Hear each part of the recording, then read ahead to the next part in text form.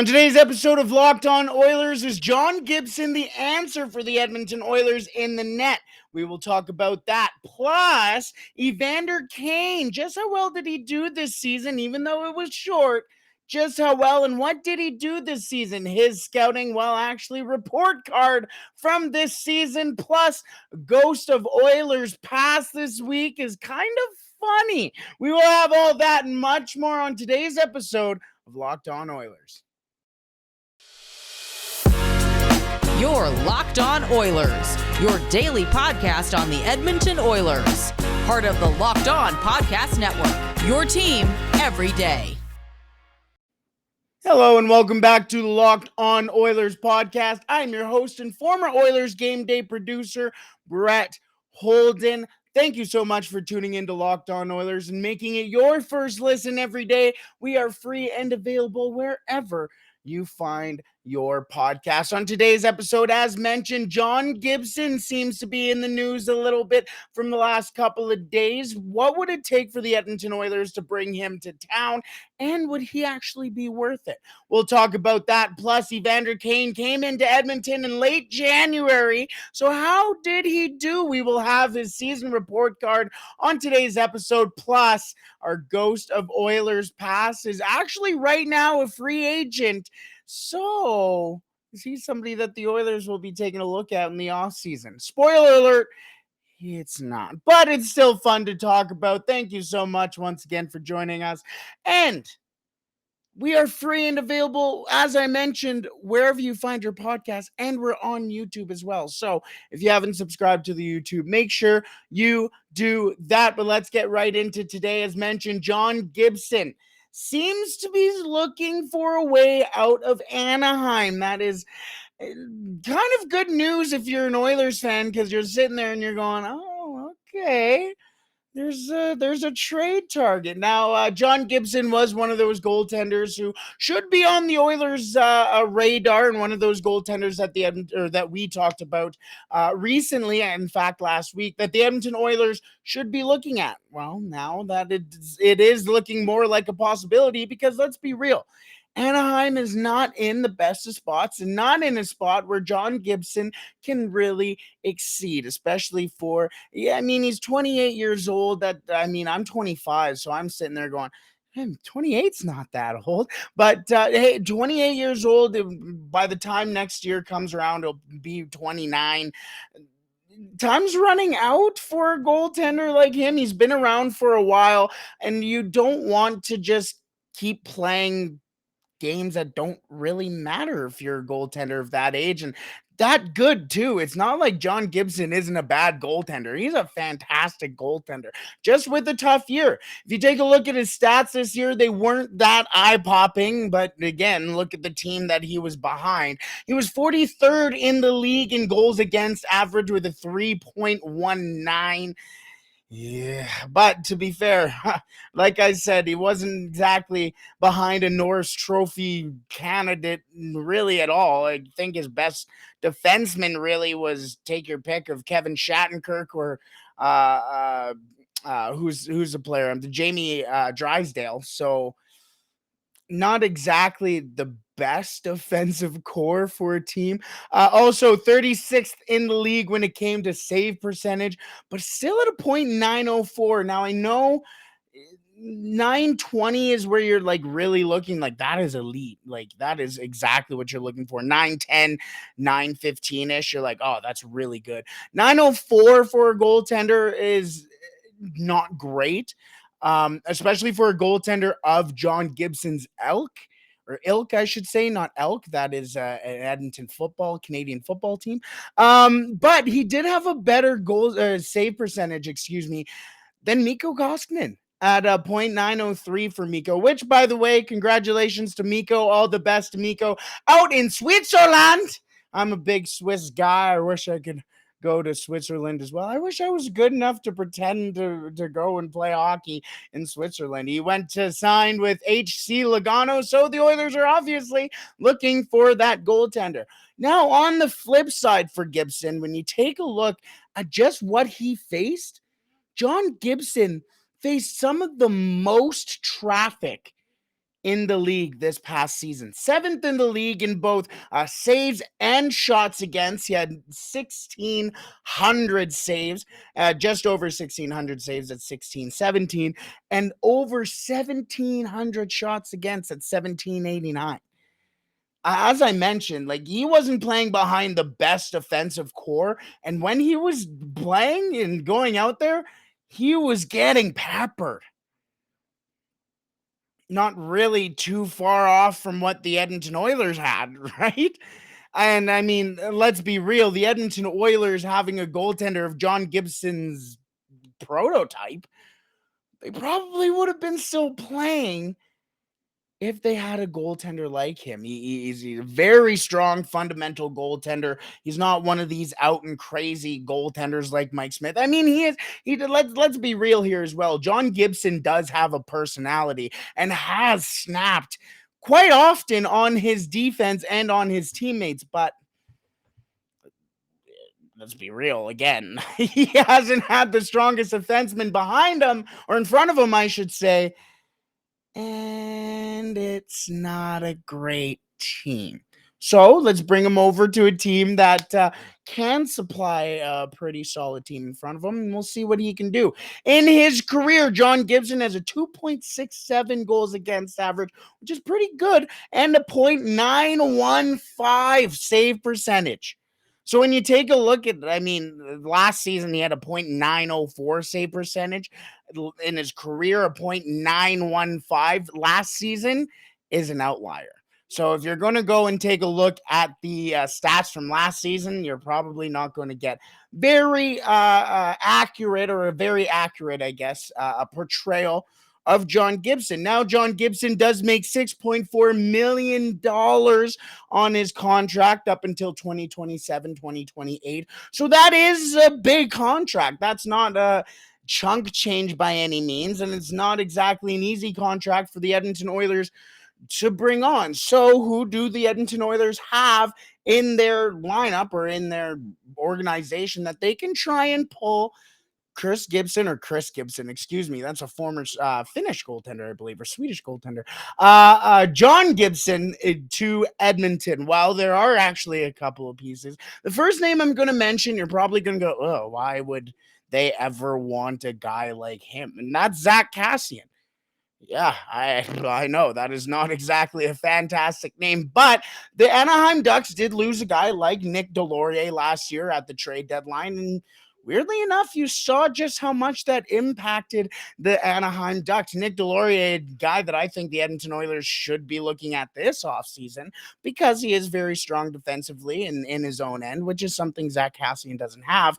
But the thing that Zach Kassian does have, similar to Nick Delorier, is that physicality, that dog in him, that dog like the one that's barking next door right now. Woo, woo, woo.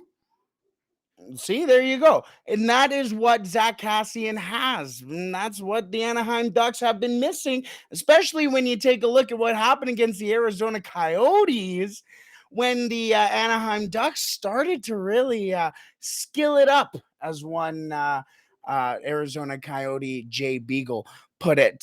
So, I mean, protection is always nice for stars. Plus, again, cap dump for the Edmonton Oilers and the Arizona Coyotes, almost said them. The Anaheim Ducks are strapped for cash. They aren't they are, excuse me, I should say it the other way.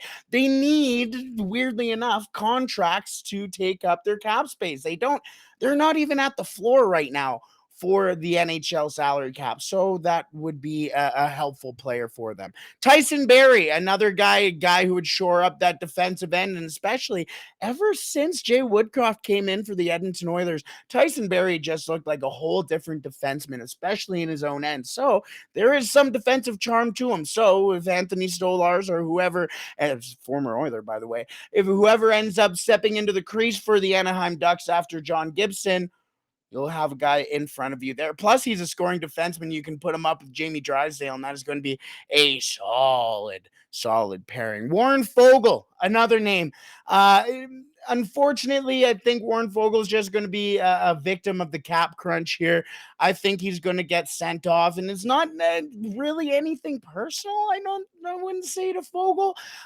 Great skater, has a lot of grit, a lot of fire in him, but again, that contract and cap space just is not a great selling point for him. Plus, his finishing just isn't there. Yes, Puljujärvi, the RFA rights as well for him could be appealing for the Anaheim Ducks, could give him the contract that he wants, and a couple of prospects here for the Oilers that you could see in some trades, an important trade for the Oilers, like John Gibson. That would be Dmitry Samorukov. Some of you may remember Samorukov from his 3 minutes against the St. Louis Blues, but I like Samorukov. He's a good, strong offensive defenseman with a little bit of grit too. Xavier Bourgault, a guy who's currently playing right now in the QMJH. Actually, he's going to the Memorial Cup. Congratulations to them, as Xavier Bourgault is. I like Xavier Bourgault. I like all prospects, so don't get on me, but I like Xavier Bourgault. I think he would be a strong Edmonton Oiler and eventually, potentially, a Kyler Yamamoto replacement. I know, don't call me crazy, but that's in the future anyways.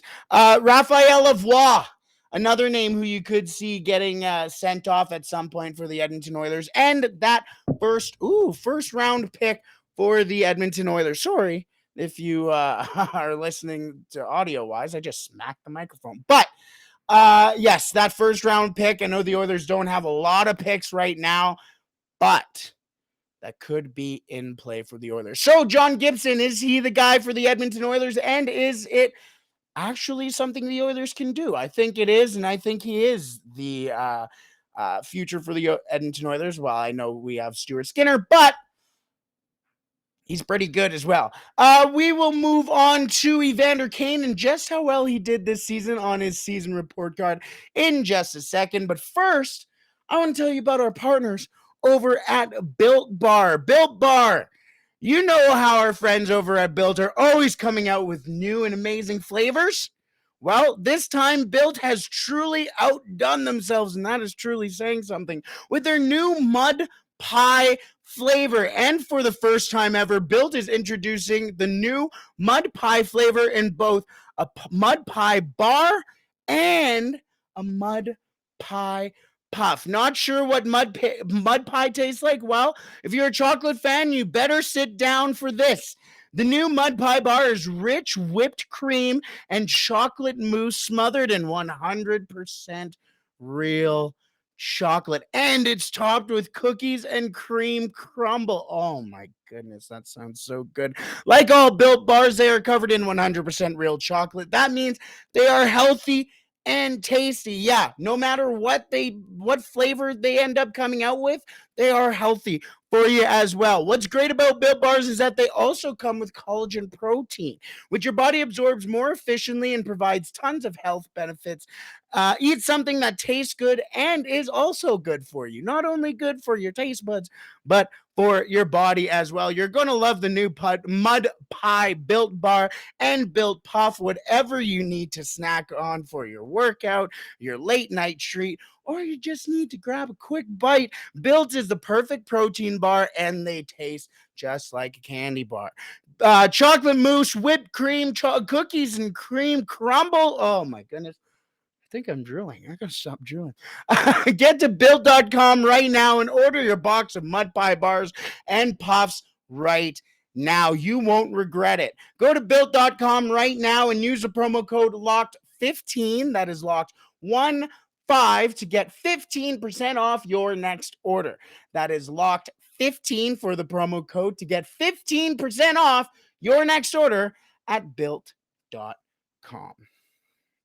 Alrighty, let's move on to Evander Kane. As well, let's be real, he's weirdly the story of the summer, I guess. And I say that weirdly because, I mean, when was the last time an Edmonton Oiler was going to be the story of the summer? And here it is. Zach Cassian almost said Evander Kane had quite the season from really the start, since the start of the season, caught in some scandals, caught in some off-ice stuff. and eventually found his way to Edmonton for a solid $2.1 million cap hit, which was actually, weirdly enough, a discount for Evander Kane.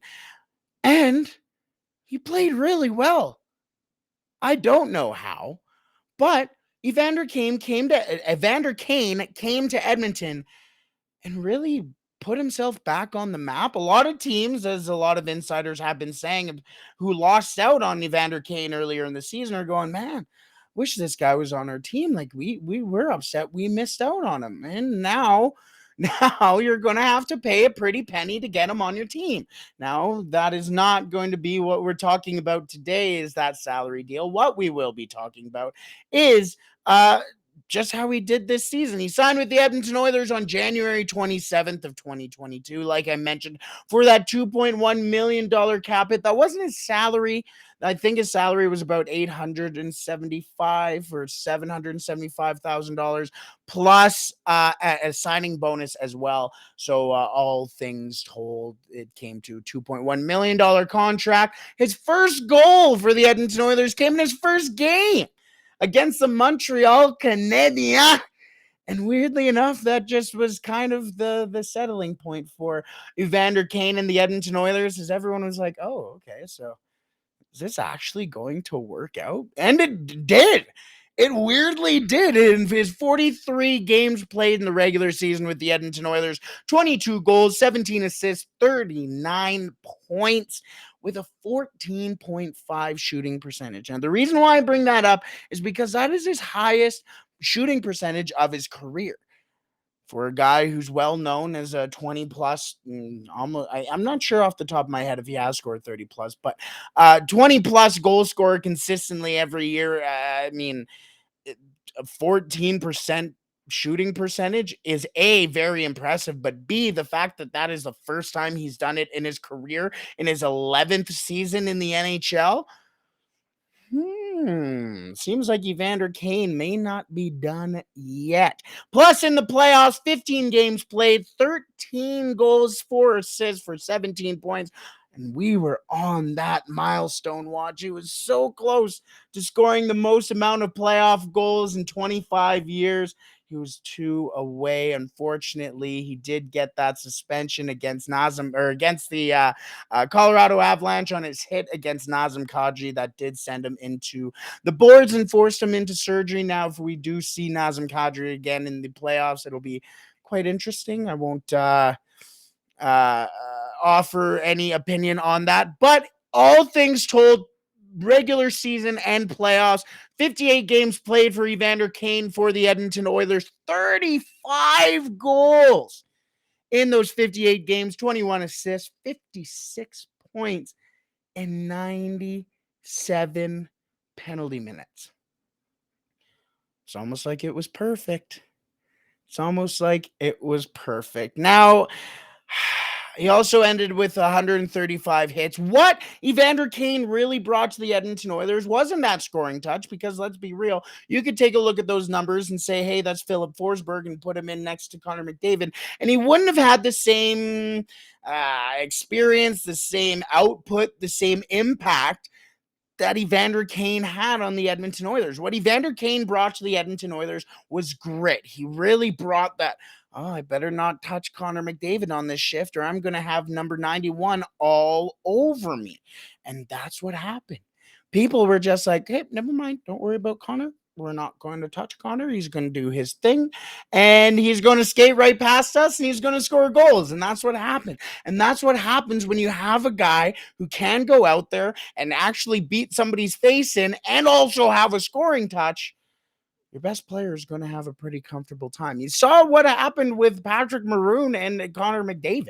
I mean, I kind of don't like saying it, because it was Pat Maroon, and somehow that guy scored 20 goals for the Edmonton Oilers, a third leading scorer on that team. But he was, because nobody wanted to even worry about touching Connor McDavid. Nobody even wanted to lay a finger on the kid. He just went out there, did his thing, and played hockey. And the Oilers went to the Western Conference semifinals.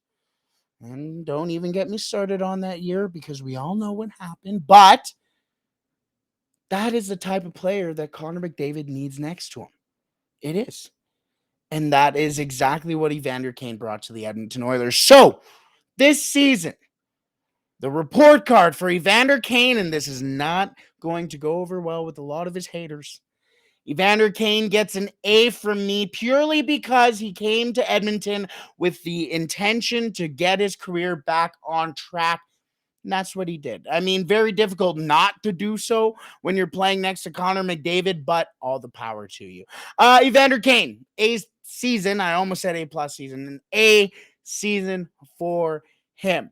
Now, a former Edmonton Oiler who didn't have an A season is our ghost of Oilers past this week. And while he did play in the NHL this year, I'm not too sure about his future in the NHL, but we will get to that in just a second. First, we have an important favor to ask of you.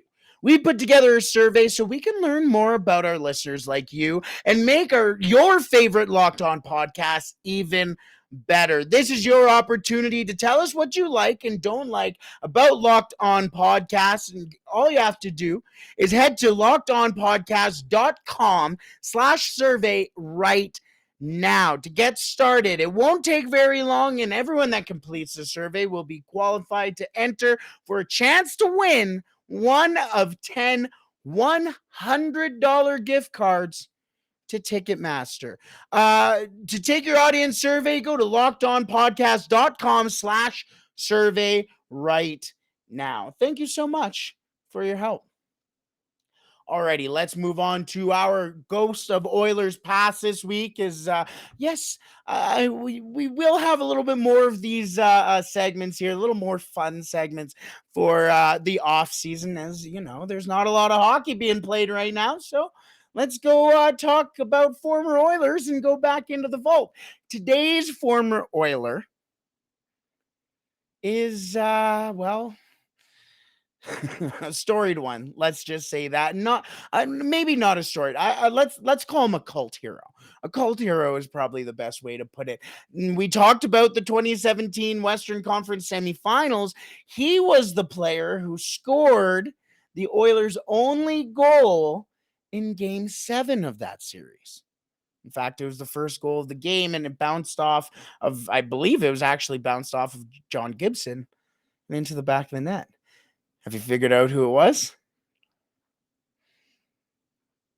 John Gibson. It bounced off John Gibson. No. He got traded to the Blackhawks the year later.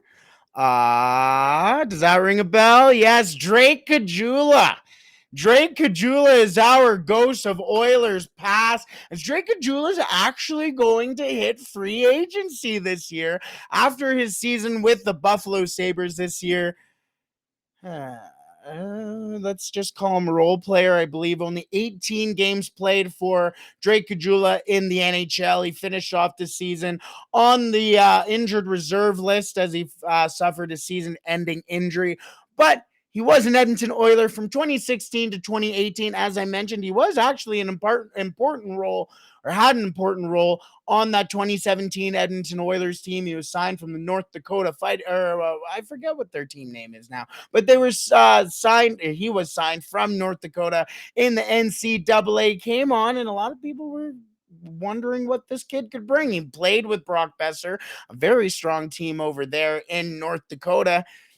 A lot of people were excited what he could bring. He came out, had very strong first season, kind of tuckered off and tailed off near the end of his career. He was an Oiler from 2016 to 2018, and then he got traded. And the trade that a lot of Oilers fans remember for a very sad reason. On December 30th, 2018, Drake Caggiula was sent to Chicago with... Now, when I was researching this, I was like, oh my God, I forgot this guy was an Oiler. He should have been the Ghost of Oilers past. But he was sent off to Chicago with Jason Garrison. Yeah, the defenseman. He was sent off to Chicago, or they were sent off to Chicago for Robin Norrell, who was a prospect at the time, and Brandon Manning. Yeah, that Brandon Manning. The Brandon Manning who broke Connor McDavid's collarbone in his first season. Yeah, that one. The Edmonton Oilers traded Drake Caggiula for Brandon Manning, the one who broke Connor McDavid's collarbone, and actually played 21 games for the Edmonton Oilers and had 2 goals. He also played much more with Bakersfield in 33 games played down there. Now, for Drake Caggiula, like I mentioned, he did go from the Oilers to Chicago. He spent 2018, 2019, and parts of 2020 with Chicago. He then went off to Arizona and spent a season there. And then after that, off to Buffalo for this season. Now he's a UFA, so we shall see where Drake Caggiula, the legend of Drake Caggiula, continues. I thought I said his name wrong. My dad used to always call him Caligula, like never got his name right. And I guess that is the lore behind Drake Caggiula. That'll do it for us today, as tomorrow we are going to talk about, we're going to actually start getting into our draft profiles tomorrow, as we will have a Seattle Thunderbird who was just in the WHL finals. Could he slip to the Edmonton Oilers in the first round? We shall see. He's really been making a very big name for himself there in the final, in the playoffs for the Seattle Thunderbirds. And his name is Reed Schaefer. So we'll talk about him a little bit tomorrow on, well, tomorrow's episode. That and so much more. We will also have Kyler Yamamoto's report card from last year, or this past season, I should say. So a lot to be looking forward to. Again, beautiful day in front of us on this beautiful Tuesday, a beautiful week ahead of us. Thank you so much for making Locked On Oilers your first listen every day. For your second listen, make sure you tune in to Locked On NHL. Locked On NHL covers the playoffs like no other. Hear the latest news and opinions from our local experts every Monday through Friday. It is free and available wherever you find your podcast. Alrighty, everybody. I hope you have a wonderful day. Stay safe. Don't do anything I wouldn't do.